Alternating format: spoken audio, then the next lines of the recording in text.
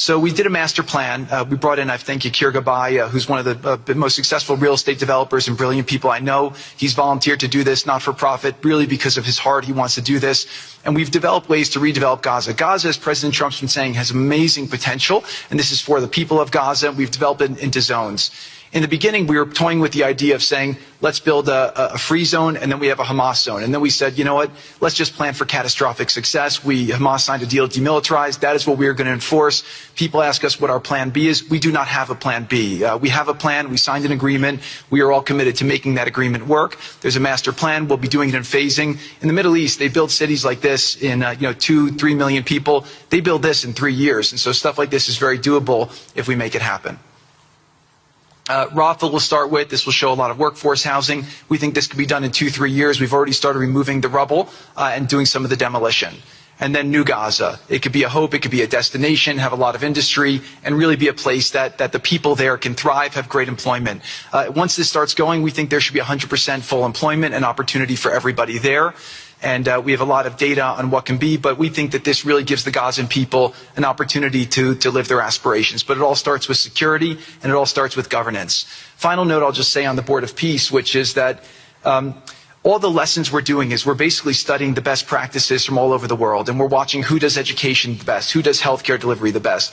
All of these things it's not secret IP. All this is IP that the Board of Peace is going to make public, and we want to encourage all the countries to be able to follow these best practices. A lot of the things that President Trump is doing in America, if they're working, we should all be copying them. If we find what's working in other countries, we should be copying them too. And so what the Board of Peace will have the ability to do if we're successful with Gaza is really show how do you do peace implementation, which is something that when we got this deal done, we didn't really find too much expertise or know-how on how to do it. So as we're creating this system, hopefully it's something that we can just document these learnings and make them available to all else who want to use them in the future. So demilitarization, this is something we're starting now that we have a new government in Gaza. This government will be working with Hamas on the demilitarization to really take the principles that were agreed to in the document to the next phase, and hopefully that will be successful. Without that, we can't rebuild. So if Hamas does not demilitarize, that will be what holds back Gaza and the people of Gaza from achieving their aspiration, and that's very important. So the next 100 days, we're going to continue to just be heads down and focused on making sure this is implemented. We continue to be focused on humanitarian aid, humanitarian shelter, but then creating the conditions to move forward. So thank you. Final point I'll just make is this is really only possible because of the work of so many people and President Trump's great leadership. But a lot of you have been asking, how can we help? So the countries have all been incredibly generous. We'll be doing the first conference where we'll announce a lot of the contributions that will be made in a couple weeks in Washington.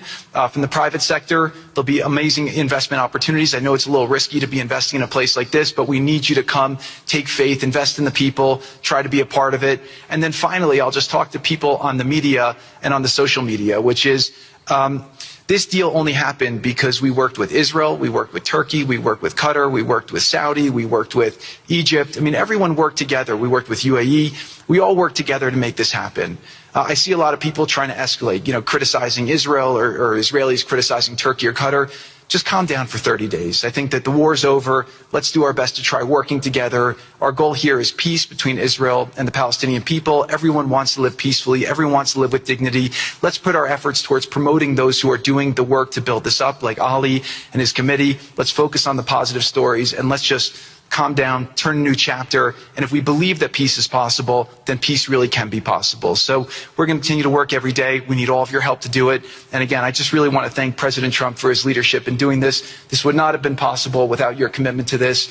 Everyone thought it was impossible to end this war. You never gave up. You never stopped. Every time there was a setback, you told us to try harder. You gave us different ideas. And we've made several impossible things happen just in Gaza to date, and there's no reason why we shouldn't be able to make even more impossible things happen. So really thank you for your amazing leadership.